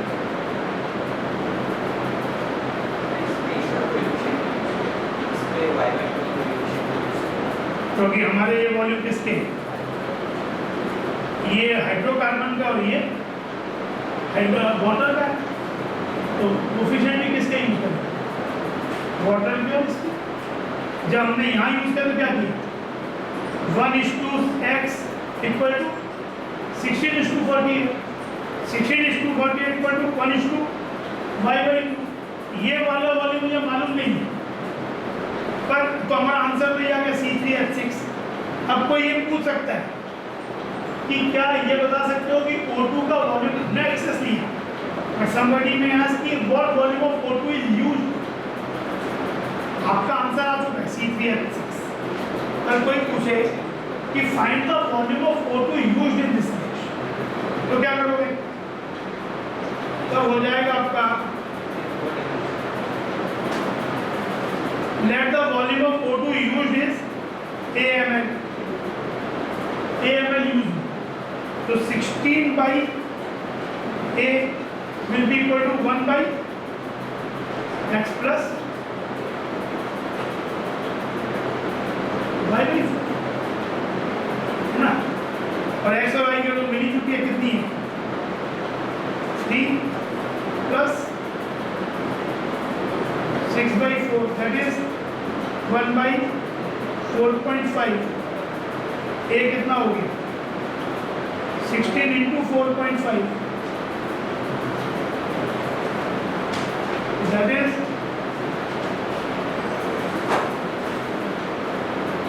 72। जो O2 का वॉल्यूम यूज हुआ इस रिएक्शन, that is 72। क्या क्वेश्चन ये हो सकता था कि what minimum volume of O2 you should have used. Excess में लिया तो पूछ लिया, तो एक्सेस तो लिया, पर कितना मिनिमम होना चाहिए, 72 या उससे ज़्यादा पूछना, मिनिमम 70। अगर आप ये चाहते हो कि लिमिटिंग रिएजेंट हाइड्रोकार्बन है, you must use here 72 ml और वो ऑफ, ठीक है। समझ आया प्रॉब्लम।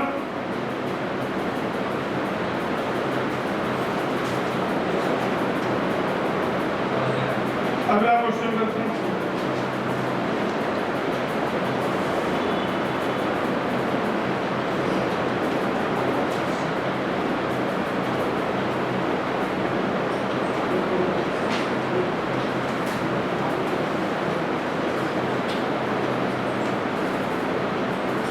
क्लियर करो।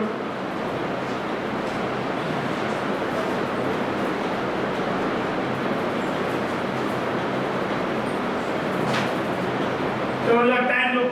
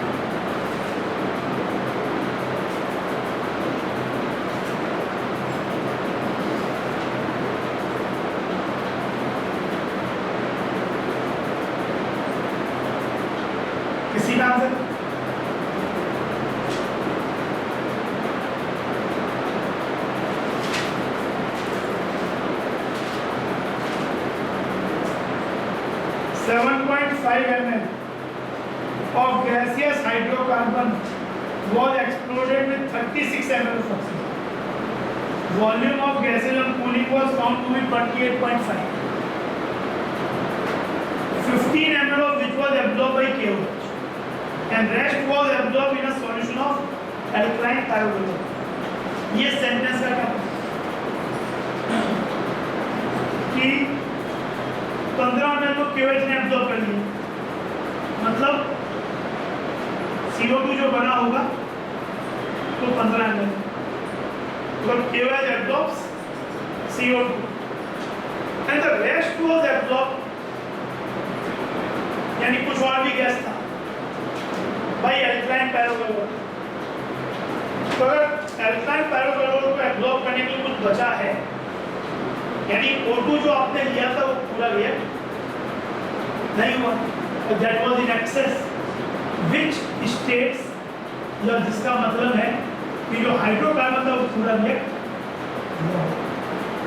O2 एक्सेस में है, ये O2 अगर एक्सेस में नहीं होता तो O2 बचता क्यों, और O2 बचता नहीं तो अल्कालाइन पायरोगलोल किस चीज का एब्जॉर्ब, तो अल्कालाइन पायरोगलोल ने कुछ एब्जॉर्ब किया, यानी रिएक्शन के बाद O2 बचा। अच्छा, कोई ना कोई एक चीज पूरी रिएक्ट कर रही है, रिएक्शन है reach to completion, in between नहीं, रिएक्शन जस्ट कंप्लीट हो गया, कोई एक कट या तो पूरा दोनों ही रिएक्ट कर जाएंगे या कोई एक रिएक्ट करेगा कोई बचेगा। तो जो इंफॉर्मेशन है वो ये सजेस्ट कर रही है कि इस रिएक्शन में हाइड्रोकार्बन पूरा रिएक्ट किया, O2 36 ml पूरा रिएक्ट नहीं किया, कितना किया वो आप निकालेंगे।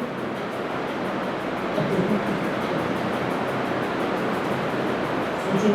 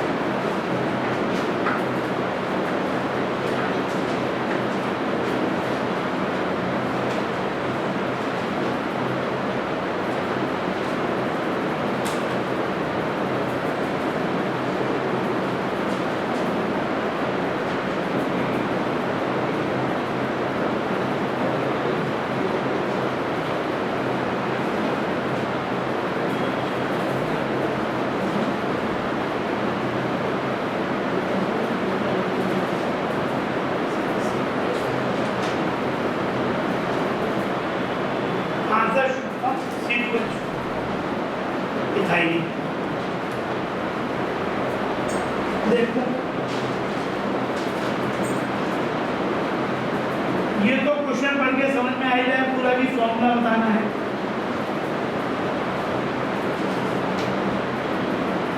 CXHY प्लस O2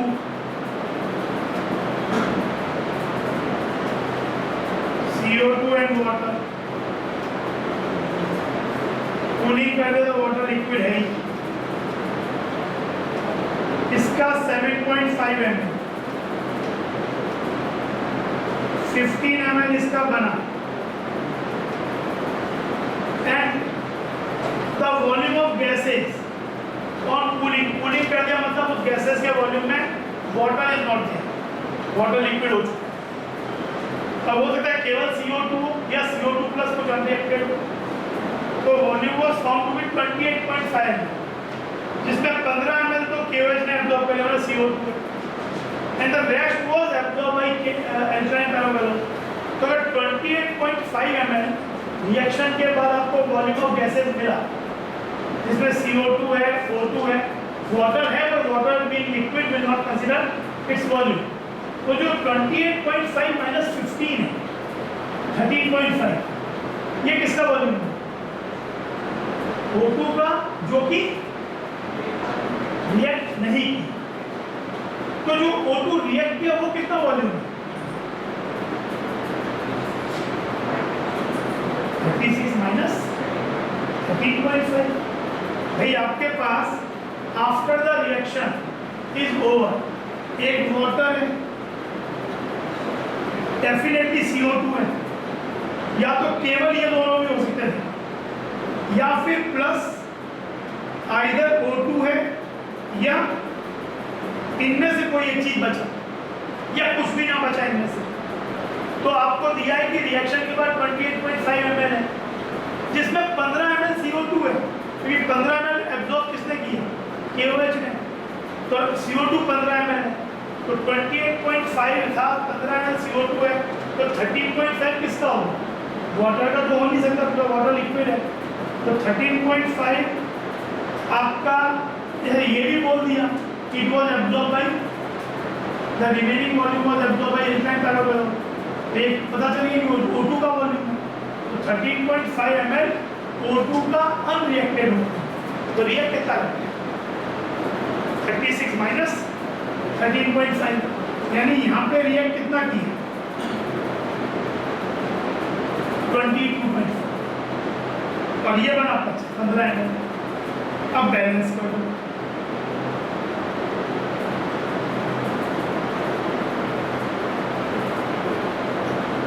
तो ये 7.5 इसके इतने से इतना बनता, मतलब 1/x, और 7.5 by 22.5 equal to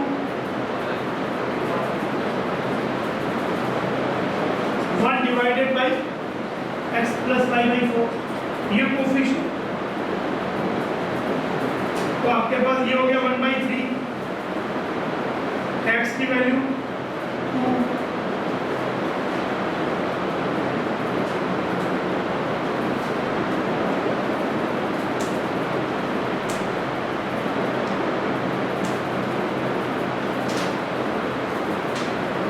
answer hydrocarbon is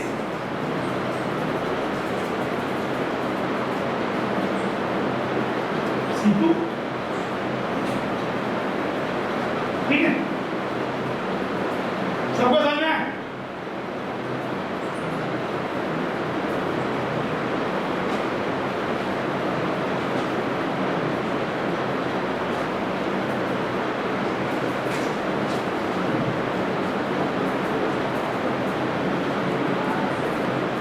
आगे बढ़े।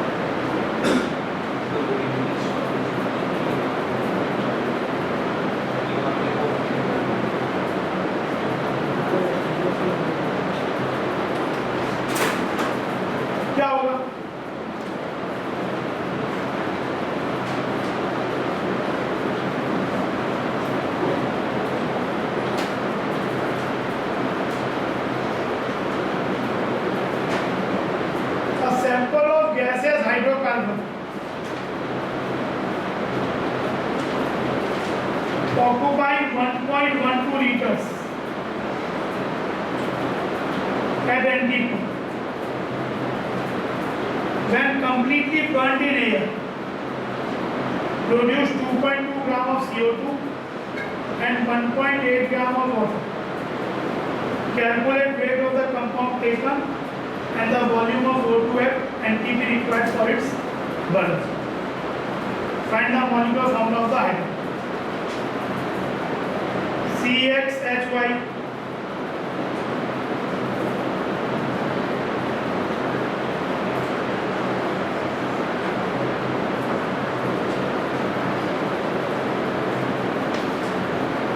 बैलेंस करके तो लिखिए जरूरत पड़ेगा।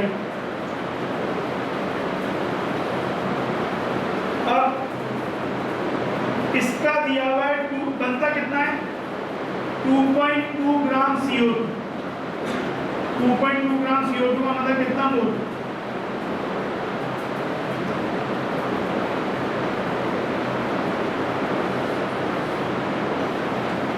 तो ये हो जाएगा 0.05 मोल और 1.8 ग्राम बना इसका कितना मोल?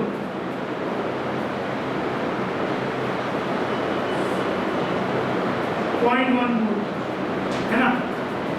तो आपके पास CO2 का बन गया 0.05 मोल और ये बन गया 0.1। ये कितना था आपके पास 1.12 लीटर में कितना मोल होगा NTP is equal to 1.12 by 22.4। तो ये हो जाएगा 112 by 22.4 होता है 5 और ये हो जाएगा 0.05। 1.12 divided by 22.4 will be point ये हो जाएगा 112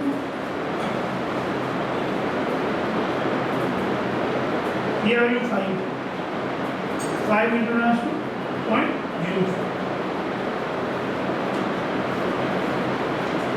यानी एक बार इसको इंफॉर्मेशन फिर से वो कर लें तो आपके पास ये है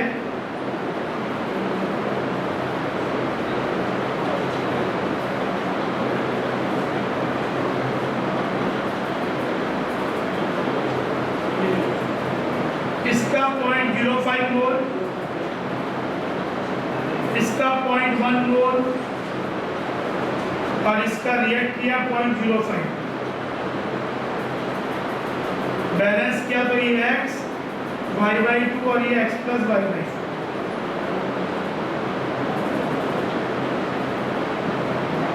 अब हमें हाइड्रोकार्बन का फॉर्मूला निकालना तो क्या करें कितने मोल से इतना मोल बनता है 0.05 divided by 0.05 is 1/x hence x equal to 1। x की वैल्यू क्या होगी इसके हिसाब से देखते लो 1 अभी जो डेटा उसके हिसाब से 1 होगी। फिर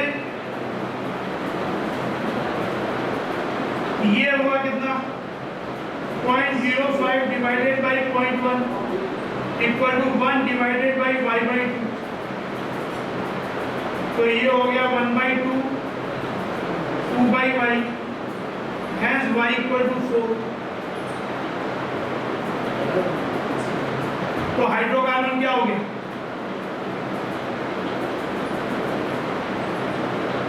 hydrocarbon is methane CH2।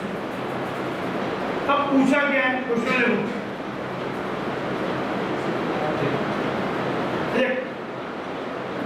Calculate the weight of the compound taken. तो हम निकाल सकते हैं क्योंकि फॉर्मूला क्या मिल गया CH4 यानी मोलर मास 16। तो मोलर मास 16 तो 0.05 मोल का मास क्या होगा mass of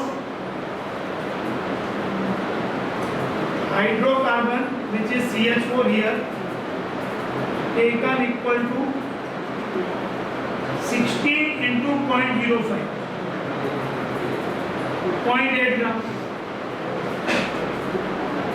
ये चीज समझ में नहीं आया? और क्या पूछा है? फॉर्मूला निकाल ही चुके हैं। वॉल्यूम ऑफ O2, O2 का वॉल्यूम कैसे निकालें एनटीपी? पहले O2 के मोल्स निकालो। तो कैसे निकालोगे? लेट A मोल, एक बार मान लेते हैं कि let A mole 0.05 divided by A 1 by x plus y by 4 मतलब 1 प्लस 4 बाई 4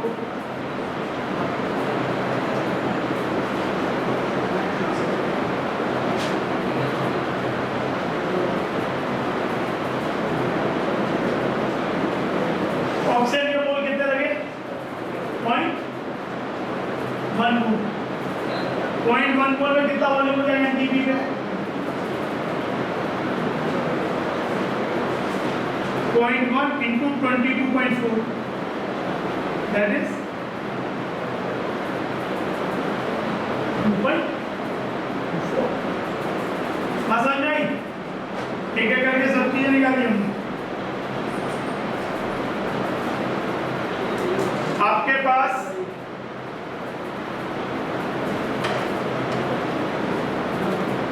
हमने पहले जो हमें मासेस दिए थे उस मासेस से ये निकाल लिया कि CO2 कितना है, वाटर कितना है, बैलेंस हमने कर ही लिया।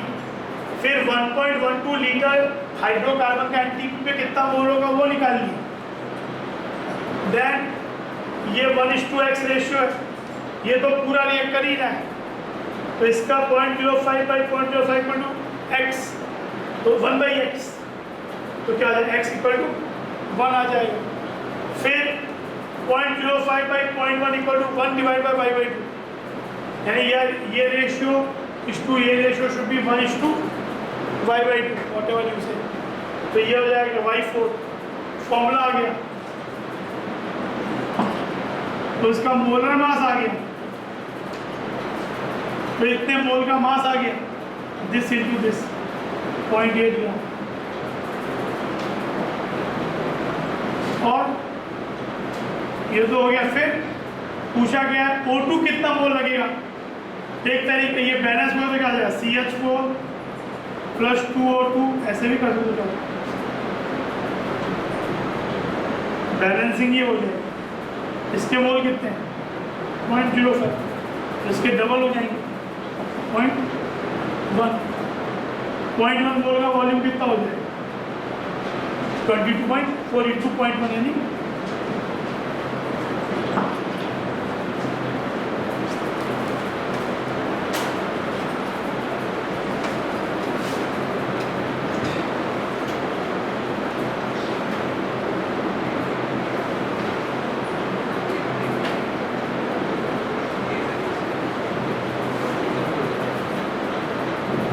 ये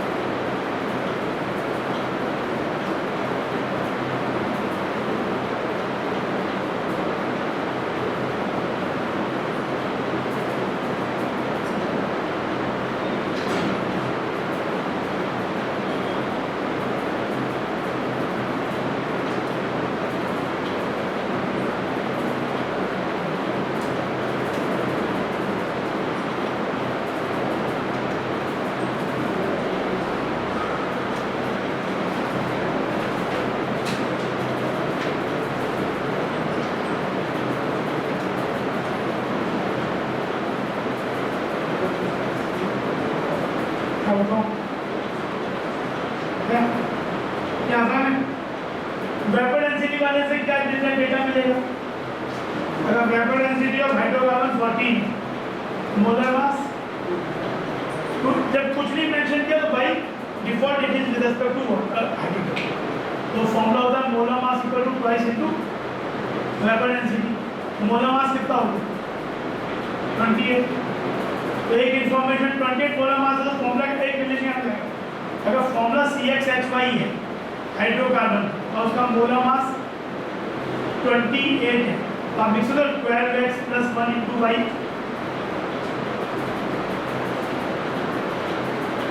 अगर किसी कंपाउंड का फॉर्मूला ही है और मोलर मास 20, तो लिख सकते हो 12x,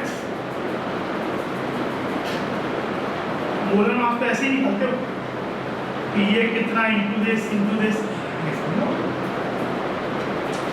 एक रिलेशन ये होता है 12x, 12 इसका एटॉमिक मास है x + 1 × y = 20। तो एक इंफॉर्मेशन ये और एक आपको यहाँ से मिली। सोचो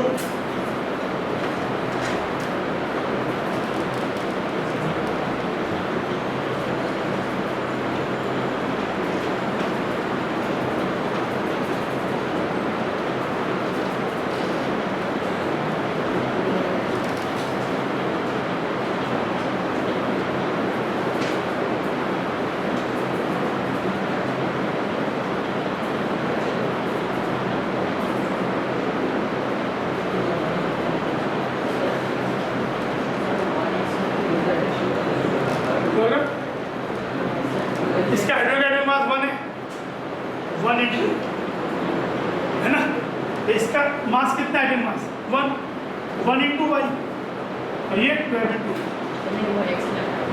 ओ अच्छा ये देखो CXHY + O2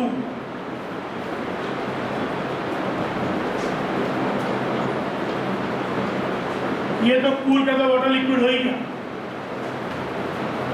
इसका 7.5 ml है, एक्सेस ये है, यानी दिस इज लिमिटिंग रिएक्शन। तो ये पूरा रिएक्ट कर गया और प्रोडक्ट बना हुआ, ये कूलिंग कर दिया तो ये लिक्विड हो गया, तो गैसेज में इसका ही वॉल्यूम लिया जाएगा। और cooling it was found to have undergone a contraction of 15 ml। तो ये किसका वॉल्यूम था? एक्चुअली ये पहले गैस बना, कूलिंग में जो कॉन्ट्रैक्शन होता है वो वाटर का होता है, तो ये 15 ml है जब गैस है। बैलेंस करो,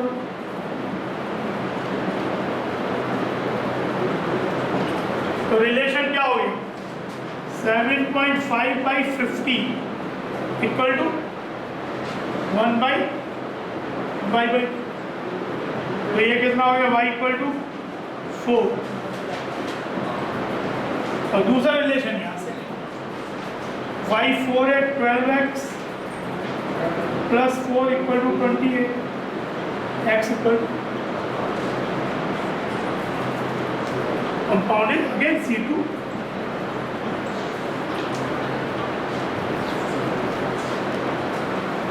ठीक है,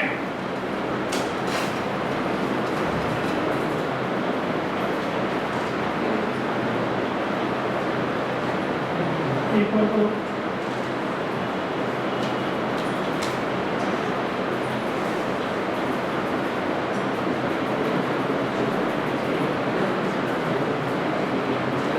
ये वाला। चलो टाइम लास्ट क्वेश्चन है, तो कोशिश करो कि सबका हो और आंसर करो 10 मिनट में करने के लिए।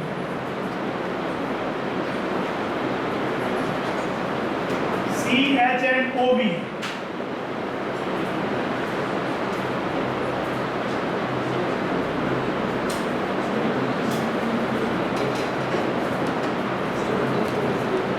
पोटाश सॉल्यूशन मतलब KOH, पोटाश मतलब KOH solution.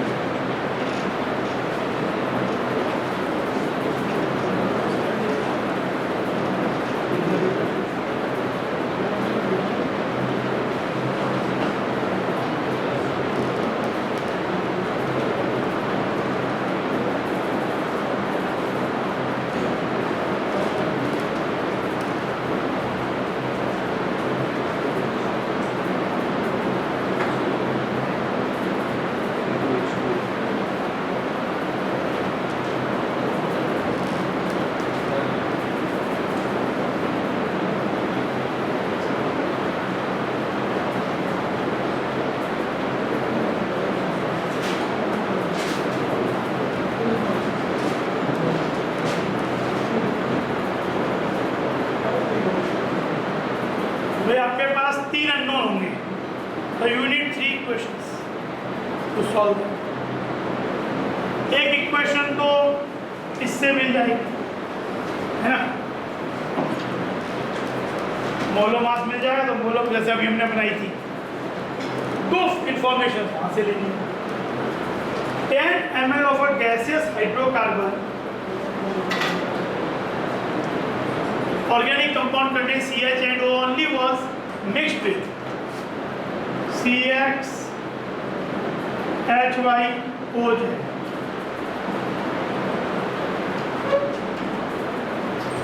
It was mixed with 100 ml oxygen and exploded under condition which allowed the water form to condense. CO2 बनेगा and water liquid बन जाएगा। The volume of the gas after explosion was 90 ml.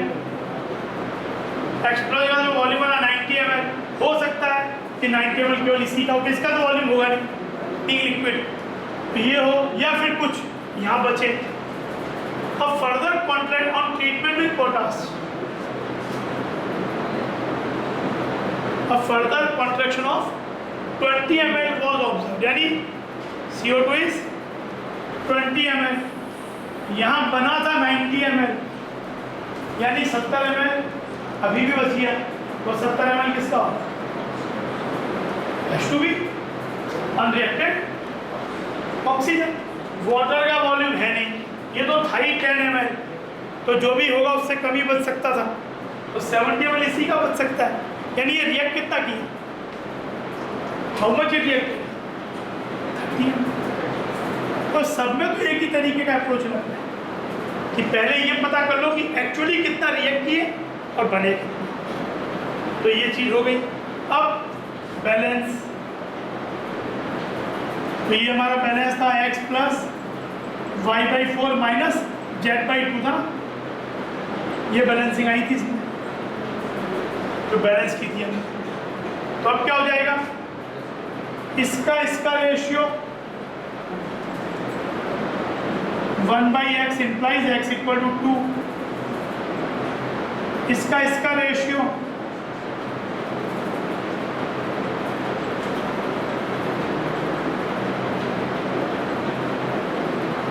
x plus 3, x की निकल चुकी है 1, तो y minus 2z equal to 4, इससे ये इक्वेशन। और एक मोलर मास कितना है इसका, 46, इस कंपाउंड का मोलर मास कितना है, 46, यानी 12x plus 1 into y plus 16z equal to 46।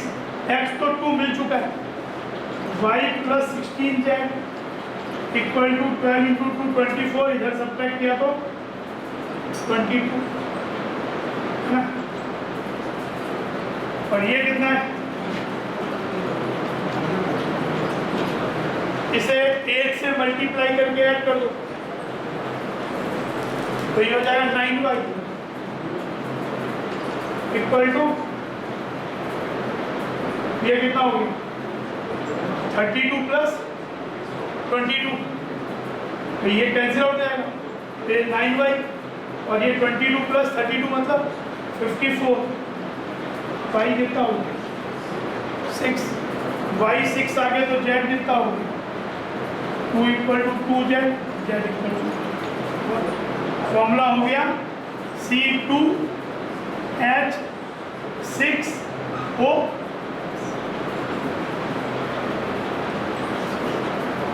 ये आपका C2H5OH भी हो सकता है, अल्कोहल, इथेनॉल, और ये चाहे तो ये भी वही है, फिर आइसोमर सब पढ़ते हैं तो ईथर भी हो सकता है, वो अभी कंसर्न नहीं है, अभी फॉर्मूला से।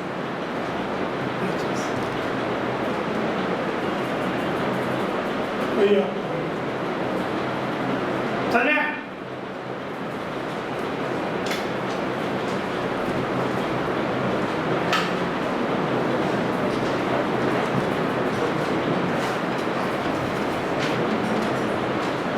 जाके ये पेज नंबर 45 पे क्वेश्चन मतलब अगले क्लास में एक क्लास इस पे और क्वेश्चंस करेंगे। अभी हम लोग वाले प्रॉब्लम भी नहीं है जिसमें हम लोग मिक्सचर का कंपोजिशन निकालते हैं। तो एक क्लास और क्वेश्चन करेंगे, 15-20 क्वेश्चन और करेंगे 15 के आसपास।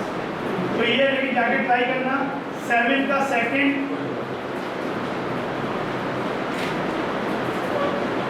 7 का सेकंड थर्ड